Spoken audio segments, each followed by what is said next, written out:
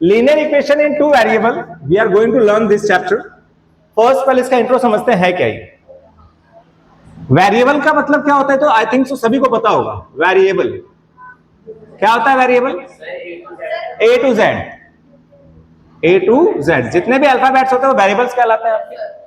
दूसरा होता है कांस्टेंट 0 to 9, 0 to 9, 0 - 9 है, 0 to 9 कहा जाता है इसे। यानी जो भी नंबर्स हैं वो कांस्टेंट है और ये वेरिएबल।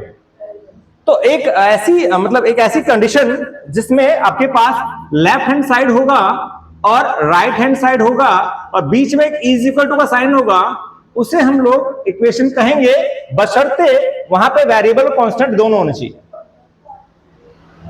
एक कंडीशन, कोई भी कंडीशन इक्वेशन कब कहलाएगी, जब उसमें लेफ्ट साइड और राइट साइड दोनों हो और इक्वल टू का साइन है।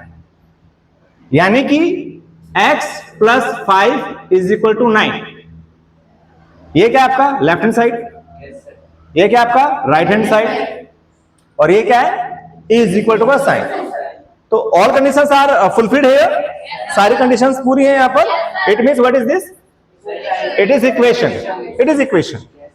तो इक्वेशन समझ आ गया इक्वेशन क्या होता है, वेरिएबल समझ आ गया क्या होता है। टू वेरिएबल देखते हैं, टू वेरिएबल मतलब दो वेरिएबल होंगे, वो कुछ भी हो सकते हैं। हम x और y अज्यूम करके चल रहे हैं यहां पर, ठीक है। सपोज दैट x + y = 5, ये भी एक इक्वेशन है, ये भी क्या है, ओके। 5 + 7 = 9, यहां पे क्या इक्वेशन है, y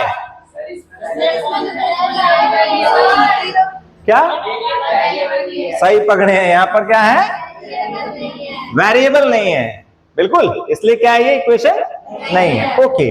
x = y, विनीता क्या ये इक्वेशन है, नहीं है, क्यों, कांस्टेंट नहीं है, गलत पकड़े हैं ये इक्वेशन है अब सवाल ये उठता है कि ये इक्वेशन क्यों नहीं है। तो विनीता जी ये इक्वेशन है, बिल्कुल सही, क्योंकि किसी बच्चे पूछेंगे भाई इक्वेशन है, कहेगा नहीं है, क्योंकि सर जो आपने कंडीशन बताया वो एप्लीकेबल नहीं है यहाँ पर, क्योंकि आपने कहा वेरिएबल कांस्टेंट होना चाहिए, या कांस्टेंट है ही नहीं, तो हाउ कैन वी से it is a equation, equation नहीं है, क्योंकि हमें नहीं है नॉलेज, राइट। और मेरा काम है आपको नॉलेज देना। अब यहां पर जो x है, यहां पर कोई नहीं है, तो हम यहां पर एक 1 होता है जो छुपा हुआ होता है, हर वेरिएबल के साथ अगर कुछ नहीं है तो 1 अज्यूम किया जाएगा, 1 as a god in the variable. Variable condition में अगर कुछ नहीं है तो उसका जो कोएफिशिएंट होगा वो 1 होगा, कोएफिशिएंट को क्या होगा 1 होगा, तो यानी कि नंबर तो है, विनीता जी नंबर मिल गया, छुपा हुआ है लेकिन है, तो क्या इक्वेशन नहीं है, इक्वेशन है, क्योंकि वेरिएबल भी है और कांस्टेंट भी है। Is it clear? चलो, अब ये हो गया दो वेरिएबल। अब लीनियर का मीनिंग क्या है, लीनियर को समझते हैं। x + 5 = 9, तो मैंने लिखा है x + 5 = 9। यहां पर ये जो वेरिएबल है इस पे फोकस करना है। अगर वेरिएबल की डिग्री, डिग्री देखनी, डिग्री पता है ना, इसे कहते हैं, कुछ नहीं है तो क्या है 1। इसी इक्वेशन की बात करता हूं मैं, इसमें डिग्री कितनी है 2, इसमें डिग्री कितनी है 3। तो अब ये डिग्री आपको बताएगी कि किस प्रकार की इक्वेशन है। अगर डिग्री 1 है तो ये कहलाएगी लीनियर, यानी कि हिंदी में बोलते हैं रैखिक। पावर 2 है, इसे बोलते हैं क्वाड्रेटिक। पावर 3 है, बन जाता है क्यूबिक।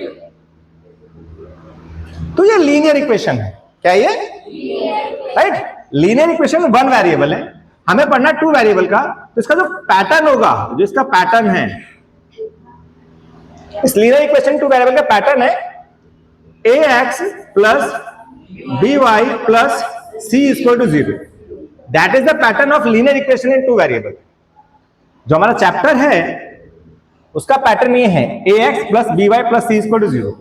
अब क्वेश्चन ये आता है, सर आपने तो कहा कि जितने अल्फाबेट्स हैं वो सारे वेरिएबल होते हैं, तो ये तो सारे वेरिएबल है, नहीं, यहां पर x और y वेरिएबल है, x और y वेरिएबल है, और जो a b c ये आपके कांस्टेंट को रिप्रेजेंट कर रहे हैं। किसको रिप्रेजेंट कर रहे हैं? कांस्टेंट, यानी चर राशि को रिप्रेजेंट कर रहे हैं, ठीक है। तो x के साथ जो भी उसका कोएफिशिएंट होगा वो a कहलाएगा, y के साथ जो भी कोएफिशिएंट होगा वो b कहलाएगा, और बिना x y के जो होगा वो c कहलाएगा। Is it clear? Let's see, देखिए कितना क्लियर हुआ, चेक करते हैं एक बार। 3x plus 5y equal to 9। पहले ये बताइए क्या ये इक्वेशन है? इक्वेशन नहीं है, इक्वेशन है। कितने वेरिएबल वाली इक्वेशन है? 2 वेरिएबल वाली इक्वेशन है। क्या इस पैटर्न को वेरीफाई करती है? ये सेटिस्फाई करती है? नहीं करती, क्योंकि इस इक्वेशन बराबर में क्या है? 0। इसमें बराबर में क्या है? 9। तो 9 को उठा के इधर ले आओ, क्या बन जाएगा? -9। अब बन गया?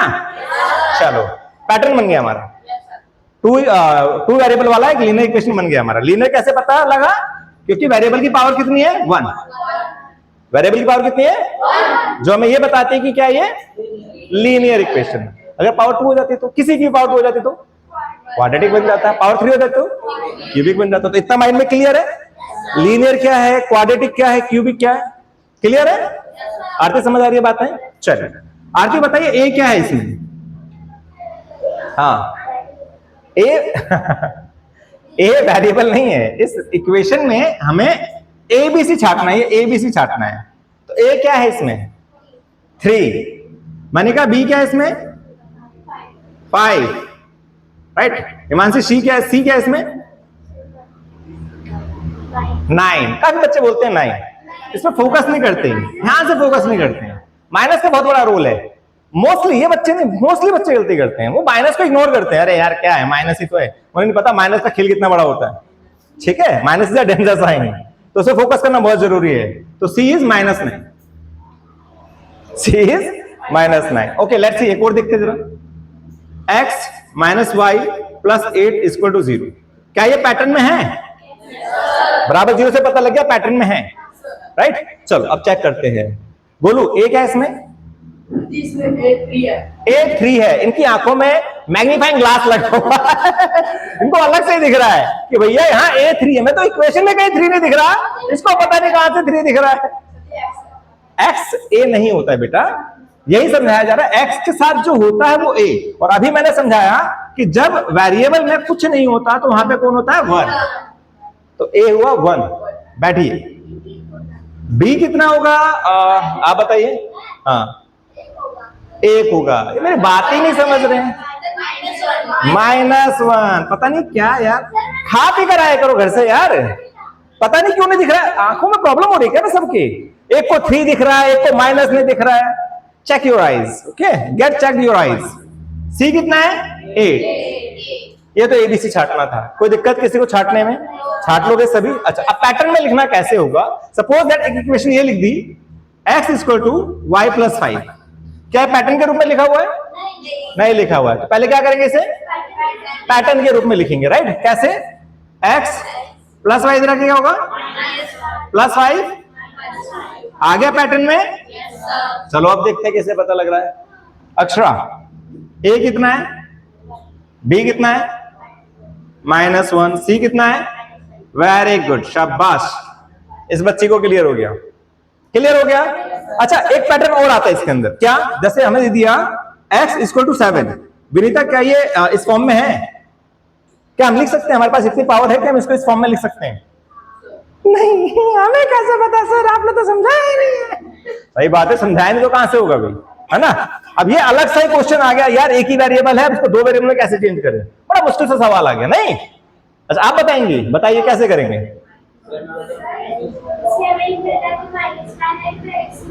x - 7, ठीक है, ये हो गया पहला काम। अब 0 मल्टीप्लाई। वेरी गुड, बहुत बढ़िया, शाबाश।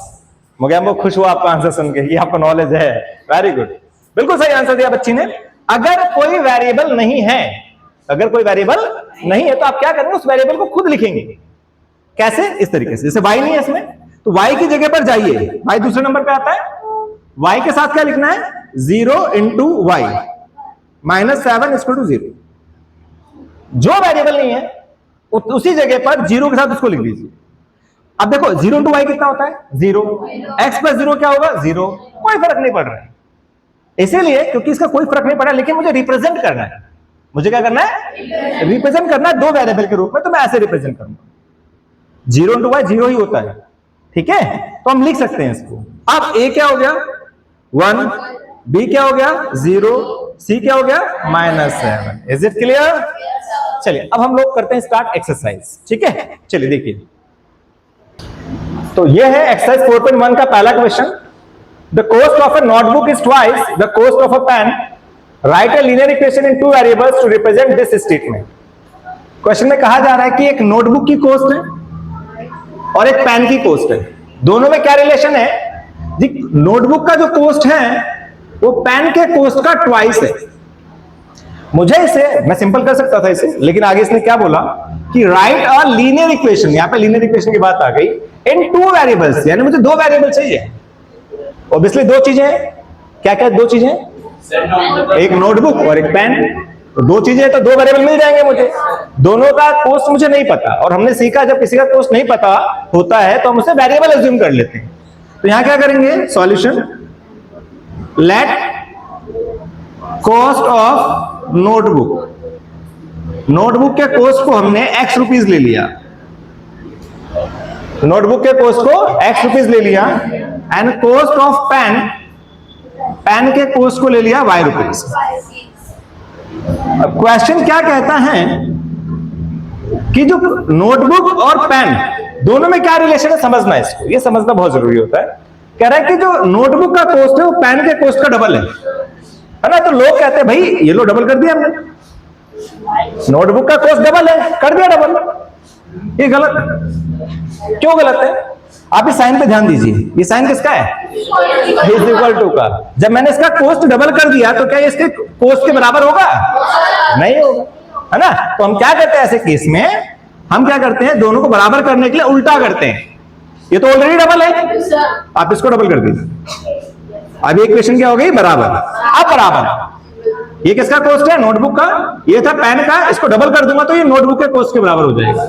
सपोज दैट मान लो 10 रुपए की कॉपी है, 5 रुपए का पेन है, तो यहां 10 है या 5 है, बराबर कैसे होगा, जब 5 को 2 से डबल करेंगे तो 10 बराबर 10 हो जाएगा। तो हमेशा उल्टा करते हैं बराबर करने के लिए, ये डबल है तो इधर ना करके दूसरी साइड में डबल करेंगे। अभी इक्वेशन बनी नहीं है, इसको उठा के इधर लाएंगे, ये हो गया आपका linear equation in two variable, that's your answer. Okay, चलिए नेक्स्ट क्वेश्चन देखते हैं। क्वेश्चन नंबर 2, इसमें क्या दिया हुआ है कि आपको जो इक्वेशंस दी गई हैं इन्हें लीनियर इक्वेशन फॉर्म में चेंज करना है। यानी जो पैटर्न था ax plus by plus c equal 0, इस फॉर्मेट में चेंज करना है सभी इक्वेशंस को, और उसके बाद abc की वैल्यू फाइंड आउट करना है। जो भी मैंने सिखाया आपको इंट्रो के अंदर कि abc की वैल्यू कैसे फाइंड आउट करना है। तो क्या ये पैटर्न के रूप में लिखा हुआ है, नहीं लिखा हुआ, क्या करेंगे, इसको उठा के इधर लाएंगे, 2x प्लस 3y, इधर आएगा तो क्या बन जाएगा, माइनस का। हो गया, हो गया, पैटर्न बन गया।